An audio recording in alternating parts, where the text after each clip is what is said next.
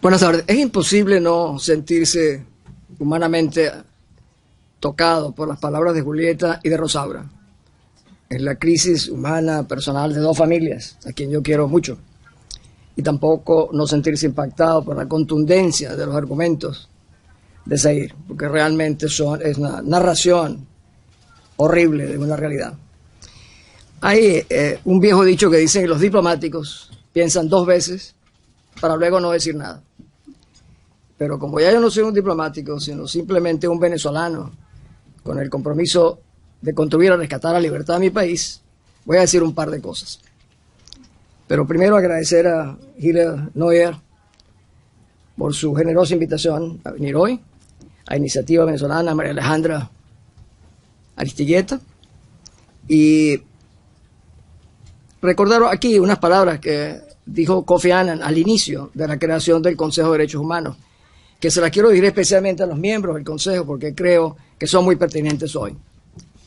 Yo estaba como asesor del secretario general en ese momento y él dijo: si dejamos que el Consejo de Derechos Humanos de las Naciones Unidas fracase, lo que ocurrirá seguramente si los estados democráticos flaquean en su compromiso con él y dejamos el campo libre a los tiranos.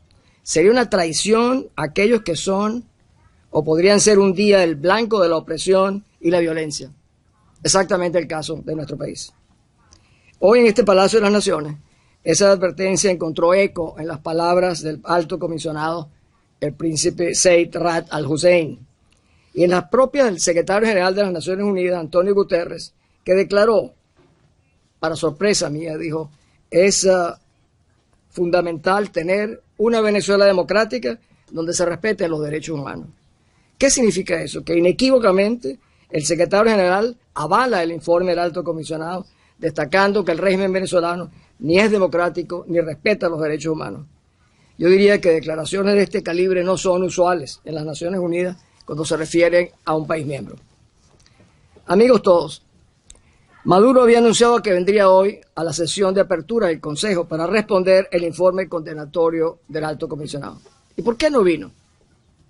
Primero, porque se enteró de que un grupo de países responderían a su informe. Segundo, porque advirtió la creciente rechazo y condenatoria a un régimen que ha sumido al país en una de las crisis humanitarias más graves que ha sufrido en América Latina. Y la tercera, porque no podía, le era más difícil casi contestar el inventario de abominables atrocidades cometidas por su régimen, casi tan difícil como defender a su hijo adoptivo y a su sobrino, que están en estos días a punto de ser condenados a cadena perpetua por el crimen de narcotraficantes en la ciudad de Nueva York. Razón por la cual tampoco irá Maduro a la apertura de la Asamblea General. Yo voy a dividir mi intervención en tres aspectos. El primero, explicar cómo un país secuestrado por bandas criminales se convirtió en una tiranía militarizada, capaz de cometer los peores delitos. Segundo, comentar el informe del alto comisionado. Y tercero, qué puede y debe hacer la comunidad internacional ante una tragedia que se acelera como la nuestra. ¿Qué podemos hacer para rescatar la libertad? Solo conociendo la naturaleza perversa, cruel y criminal de sus principales jerarcas e instituciones, es tal vez posible entender la brutalidad de las acciones que ellos cometen contra sus propios compatriotas. Unos pocos ejemplos son suficientes, creo, para que conozcan ustedes en manos de quién estamos y no precisamente de un gobierno. Más de 15 miembros de las Fuerzas Armadas forman parte de la lista del Kingpin List del Departamento del Tesoro de los Estados Unidos, dedicado a aquellos por los crímenes de narcotráfico, tráfico de armas o lavado de dinero. Recientemente, el propio Departamento del Tesoro sancionó a Maduro por graves violaciones a los derechos humanos.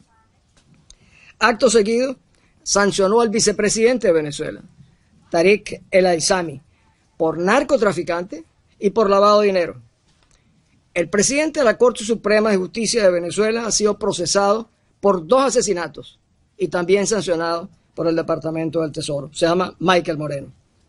Diosdado Cabello, presidente del partido gobernante, es el más peligroso promotor del odio y la violencia que utiliza los medios del Estado y los servicios de inteligencia, igual que hicieron los Hutus en Ruanda, que cometieron los peores crímenes en ese país.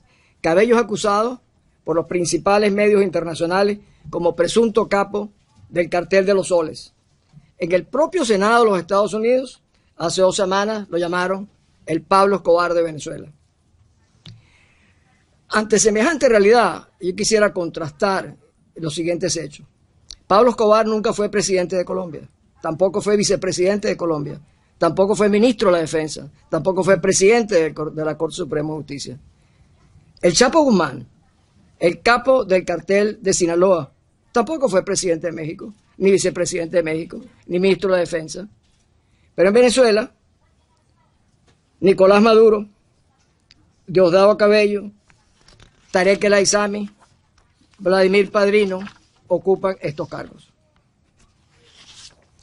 Esto es realmente una historia sin precedente en el mundo. Narcos y criminales en pleno control de una nación con la complicidad de generales corruptos y traidores a la patria, que están sentados sobre las reservas petroleras más grandes del mundo, representan sin duda la más seria amenaza para la estabilidad de la paz regional. Nunca, nunca, en ningún lugar del mundo, el crimen organizado ha tenido semejante poder. Y para vergüenza de la ONU, también están sentados en el Consejo de los Derechos Humanos. Segundo, el balance del terror y el indescriptible dolor incluido en el informe del alto comisionado. Él dijo, el uso generalizado y sistemático de la fuerza excesiva durante las manifestaciones y la detención arbitraria de los manifestantes y los opositores políticos indican que estos no eran actos ilegales de ilegales o forajidos o de funcionarios aislados, y eso es muy importante. La política seguida por las autoridades en su respuesta a las protestas hacía a costa de los derechos y libertades de los venezolanos. Agrega la más dolorosa relación, que repetirlo produce una mezcla entre indignación y dolor. Dice, los detenidos son sometidos a tratos o penas crueles, inhumanas, degradantes, de tortura, incluyendo el uso de descargas eléctricas en los genitales, golpes severos con palos, barras de metal, alicates, cascos, bates de béisbol y armas en todo su cuerpo, asfixia y amenazas de violencia sexual y muerte. Todo para castigar, humillar y aterrorizar a los detenidos. Sus colectivos armados del régimen irrumpen en protestas montados en motocicletas, llevando armas de fuego, acosan, atacan, disparan, asesinan, con la aquiescencia y a menudo con la coordinación con las fuerzas de seguridad. 5.051 personas, entre ellas 410 niños, fueron detenidos arbitrariamente entre el 1 de abril y el 31 de julio. Más de 1.300 detenidos todavía. 157 asesinatos con un promedio de edad de cada uno de 27 años. 15 eran niños. La mayoría de las víctimas eran estudiantes. Las pandillas de Maduro están matando nuestro futuro. Estoy convencido que el uso de la tortura, los crímenes sexuales y los asesinatos metódicos de civiles desarmados que protestan en las calles equivalen a crímenes de lesa humanidad definidos por el Estatuto de Roma. De hecho, el informe del alto comisionado y sus palabras de hoy, donde él dijo, el uso generalizado y sistemático de la fuerza excesiva, esta es la misma definición enunciada en el artículo 7º del Estatuto de Roma. ¿Qué significa un delito de lesa humanidad? Cualquiera de los siguientes actos cometidos como parte de un ataque generalizado, sistemático, contra la población civil: tortura, asesinato, transferencia forzada de población, prisión u otra privación grave de la libertad física, en violación a las normas elementales del derecho internacional, violencia sexual, persecución contra cualquier grupo. El régimen de Maduro claramente practica una brutal y sistemática política estatal para cometer todos esos crímenes de lesa humanidad. Tercero, ¿qué hace y qué puede hacer la comunidad internacional? La iniciativa de la OEA en materia de crímenes contra la humanidad en Venezuela. La declaración del secretario general Guterres de que en Venezuela no hay ni democracia ni se respetan los derechos humanos vino a reafirmar el creciente consenso internacional sobre la narcotiranía militarizada de Maduro.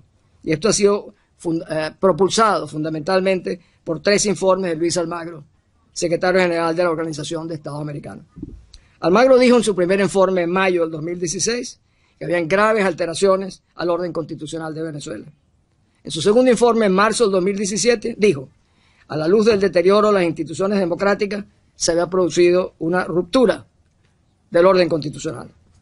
Su tercer informe en julio del 2017 destacó que a la luz de los graves abusos y atrocidades del régimen de Maduro, sugería que crímenes contra la humanidad pudieran haber sido perpetrados por el aparato de seguridad y los paramilitares.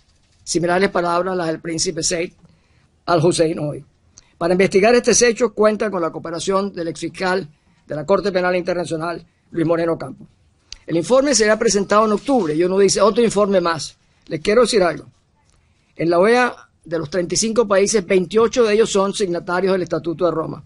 Y basta que un solo país refiera el caso a la Corte Penal Internacional para que haya una obligación para considerarlo. Esta iniciativa se acelera. Dentro de 3 días estarán en Washington en sesión pública víctimas venezolanas de este régimen.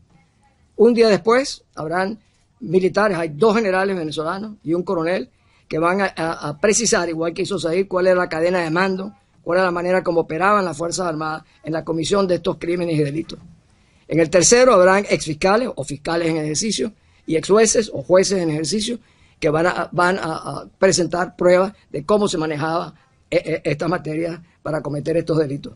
Y finalmente un grupo de especialistas contratados por la OEA bajo un fondo especial van a producir un informe. Ese informe el secretario general se lo va a entregar al Consejo Permanente de la OEA y lo va a remitir a la fiscal de la Corte Penal Internacional, que les repito, tiene la obligación de proceder a investigarlo con un solo país. Confío que ese país aparecerá.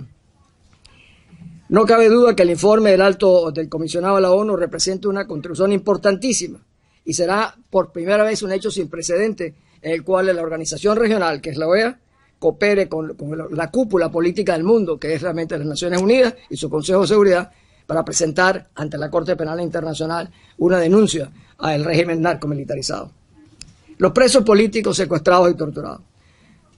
Todos amigos, desde el alcalde de Caracas, Antonio Ledesma, yo mismo fui gobernador de Caracas, alcaldes de otras importantes ciudades como Daniel Ceballos, de San Cristóbal, Alfredo Ramos de Barquisimeto, David Smolansky de Latillo, Leopoldo López, el líder de Voluntad Popular, tal vez el político icónico más conocido de Venezuela, John Goycochea, mi amigo personal, el general Raúl Baduel, tal vez el preso más temido por el régimen, y su hijo, el profesor Santiago Guevara, Lorenza Salé, Roberto Picón, Wilmer Azuaje, Gilberto Caro y muchos otros más en una larga lista de disidentes que son tratados de la manera más humillante e inhumana en las cárceles venezolanas.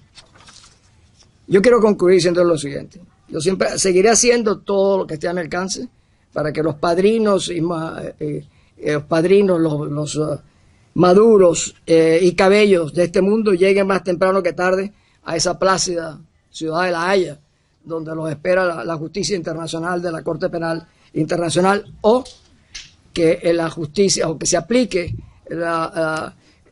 otros mecanismos como la de jurisdicción universal, similar a la que utilizó el magistrado español Baltasar Garzón para apresar en Londres al general Pinochet, hacerlo detener, que es una medida que pudiese tomar otro Estado. O la aplicación de la Convención de Crímenes Transnacionales de las Naciones Unidas, llamada la Convención de Palermo, que podría ser que un solo país pudiera arbitrar, pedir a Interpol que detengan a estos criminales.